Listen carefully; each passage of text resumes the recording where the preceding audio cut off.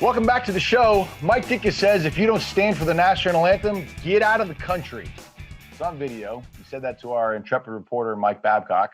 Wait, say hi to the people, Mike. What's up, everyone? Yeah. Mike Ditka. We should explain this. So Mike Ditka is the chairman of a new women's tackle football league called the X League. It's basically the new iteration of a league that you probably know as the lingerie football league, in which a bunch of really talented athletic women would put on lingerie and play full contact tackle football. Now, it was a weird look because you're trying to show the athleticism and have a serious competitive league, but you're dressing women in lingerie. So it's like you can't have it both ways. What's it going to be? Now the league is evolving. It's going to be the X League. It sounds like taking a step in the right direction where they're going to ditch the lingerie, actually give them real uniforms, which is good. Mike Ditka, who is a revered Hall of Famer, right? Coach of the 85 Bears, one of the most respected minds in the history of professional football. He's going to be the chairman. So Mike Babcock was asking him, is there going to be a national anthem policy in the X League?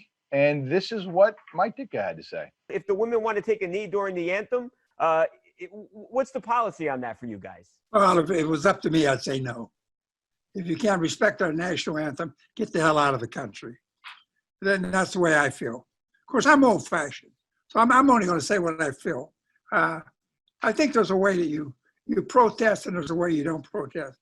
You don't protest against the flag. You don't protest against this country who's given you the opportunity to make a living playing a sport that you never thought would happen. So I don't want to hear all the crap. You want to try it. You don't, it's okay. All right. So, Renee, you, as a person who stepped away from an athletic career to focus on social justice, when you hear words like that coming from Mike Ditka, how does it make you feel? The first thing that popped out to me was he said, I'm old-fashioned. You know, so that means something. You know, a lot of people probably skim past that part. He said, I'm old-fashioned.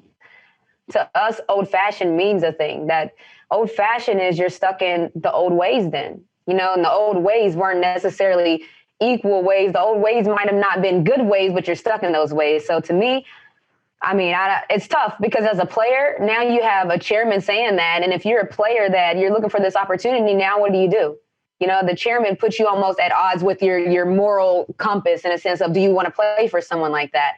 You know, the WNBA players, they walked out. They were not standing on the court during the anthem. They didn't walk out during the anthem, but they weren't on court during the anthem. I think he's going to have to catch up with the times because people are going to want to do something. I mean, this league is new, so maybe those players don't feel empowered to, but that's hard to hear. I mean, because he's in a position of power, so that's not a good look. Yeah, I mean, look, there's been a tremendous backlash, and I'm with Renee. I think the women are in a difficult position here because Mike Ditka by far is the most powerful person in that league. He is the only person whose name is recognizable. This is a league that's trying to create itself from nothing here. So I don't think you have a real big personality who is able to take on somebody like Mike Ditka, who is a famous person, who is a god in football. So they're in a tough position. So I don't know what they're going to do. I don't know if there's anything they can do besides stand for the anthem or not play in that league under Mike Ditka's leadership, because what choice do they really have?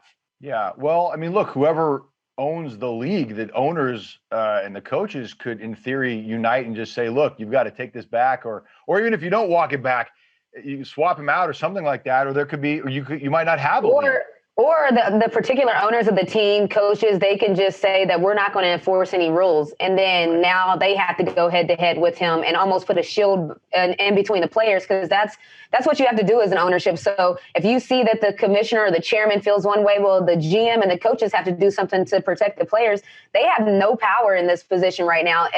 Like, what do? This league isn't strong enough for them to all strike. They're just starting up. This is a tough situation. It's too bad because if you watch the rest of the interview, Mike Ditka seems very passionate about giving women an opportunity to play professional football on a major level.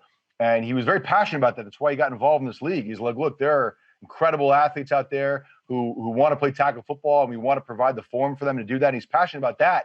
But then he goes and says something like this that got Drew Brees canceled, basically. We're going to talk about Drew Brees in the next segment. But I don't know how he gets out of this. I think that the backlash is too strong, and I think the X League has some real decisions to make. If you can't respect our national anthem, get the hell out of the country.